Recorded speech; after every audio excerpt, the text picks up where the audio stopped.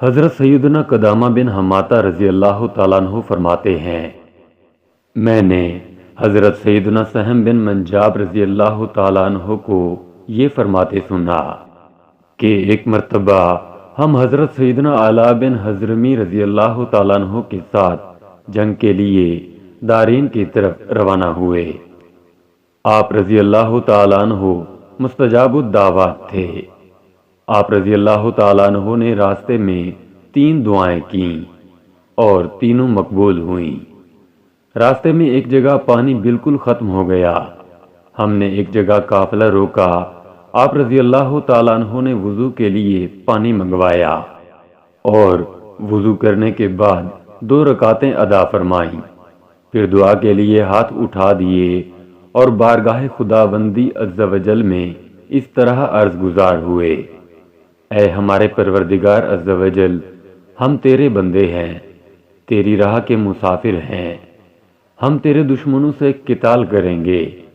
اے ہمارے رحیم و کریم پروردگار عز و جل، ہمیں باران رحمت سے سیراب فرما دے تاکہ ہم وضو کریں اور اپنی پیاس بجھائیں۔ اس کے بعد قافلے نے کوچ کیا۔ ابھی ہم نے تھوڑی سی مسافت ہی طے کی تھی کہ گھنگور گھٹائیں چھا گئیں اور یکا یک باران رحمت ہونے لگی۔ سب نے اپنے اپنے برتن بھر لیے اور پھر ہم وہاں سے آگے چل دیے۔ حضرت سیدنا سہم بن منجاب رضی اللہ تعالیٰ عنہ فرماتے ہیں، تھوڑی دور چلنے کے بعد مجھے یاد آیا کہ میں اپنا برتن تو اسی جگہ بھول آیا ہوں جہاں بارش ہوئی تھی۔ چنانچہ میں اپنے رفقا کو بتا کر اس طرف چل دیا جہاں بارش ہوئی تھی۔ جب میں وہاں پہنچا تو یہ دیکھ کر مجھے بڑی حیرانگی ہوئی کہ ابھی کچھ دیر پہلے جہاں شدید بارش کا سماں تھا، اب وہاں بارش کے آثار تک نہ تھے۔ ایسا لگتا تھا جیسے یہاں کی زمین پر برسوں سے ایک قطرہ بھی نہیں برسا۔ بہرحال میں اپنے برتن کو لے کر واپس قافلے میں شامل ہو گیا۔ جب ہم دارین پہنچے تو ہمارے اور دشمنوں کے درمیان ٹھاٹھیں مارتا سمندر تھا۔ ہمارے پاس ایسا ساز و سامان نہ تھا کہ ہم سمندر پار کر سکیں۔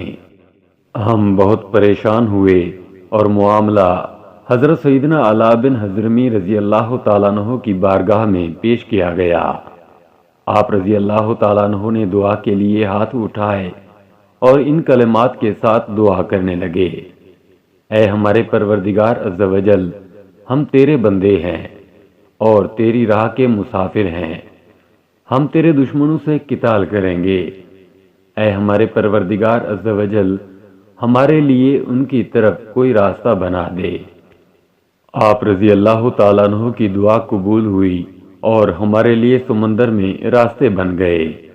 آپ رضی اللہ تعالیٰ عنہ ہمیں لے کر سمندر میں اتر گئے اور ہم نے اس طرح سمندر پار کیا کہ ہمارے کپڑے بھی گیلے نہ ہوئے۔ جنگ کے بعد جب ہماری واپسی ہوئی تو راستے میں آپ رضی اللہ تعالیٰ عنہ کے پیٹ میں درد ہونے لگا اور اسی درد کی حالت میں آپ رضی اللہ تعالیٰ عنہ کا وصال ہو گیا۔ ہم نے آپ رضی اللہ تعالیٰ عنہ کو غسل دینا چاہا لیکن پانی بالکل ختم ہو گیا تھا۔ چنانچہ آپ رضی اللہ تعالیٰ عنہ کو بغیر نہلائے کفن دیا گیا، پھر آپ رضی اللہ تعالیٰ عنہ کو دفن کر دیا گیا۔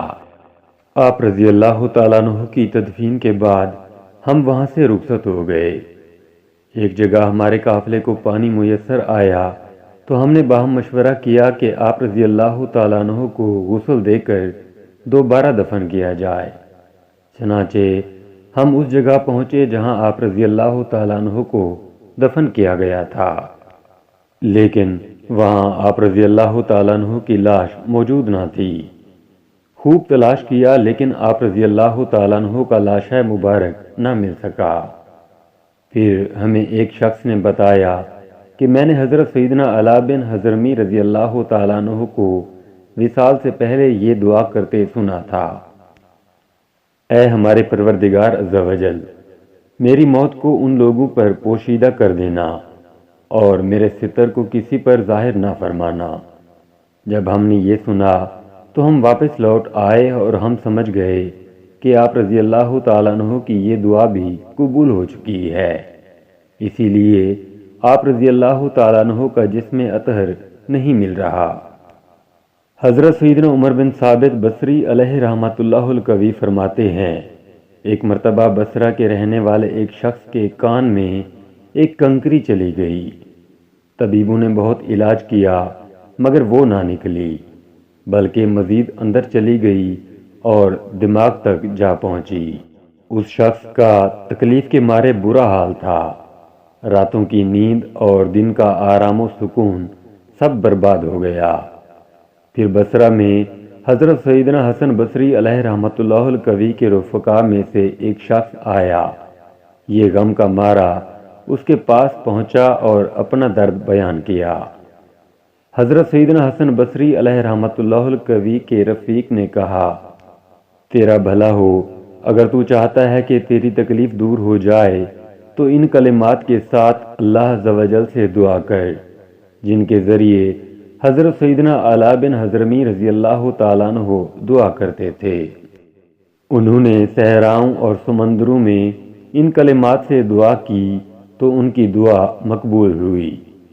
پس تو بھی انہی کلمات کے ذریعے دعا کر۔ وہ شخص عرض گزار ہوا، وہ کلمات کون سے ہیں؟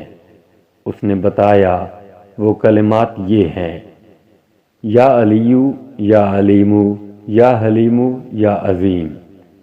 جیسے ہی اس شخص نے ان کلمات کے ساتھ دعا کی، فوراً اس کے کان سے وہ کنکری نکلی اور دیوار سے جا لگی اور اس شخص کو سکون نصیب ہو گیا۔ علامہ ابن حجر عسقلانی قدس سرہ الربانی فرماتے ہیں، حضرت سیدنا علا بن حضرمی رضی اللہ تعالیٰ عنہ کا اصل نام عبداللہ بن عماد بن اکبر بن ربی بن مالک بن عوف حضرمی تھا۔ آپ نبی مکرم، نور مجسم، رسول اکرم، شہنشاہ بنی آدم صلی اللہ تعالی علیہ وآلہ وسلم کے صحابی تھے۔ حضور نبی رحمت صلی اللہ تعالی علیہ وآلہ وسلم نے آپ رضی اللہ تعالیٰ عنہ کو بحرین کا امیر بنا کر بھیجا۔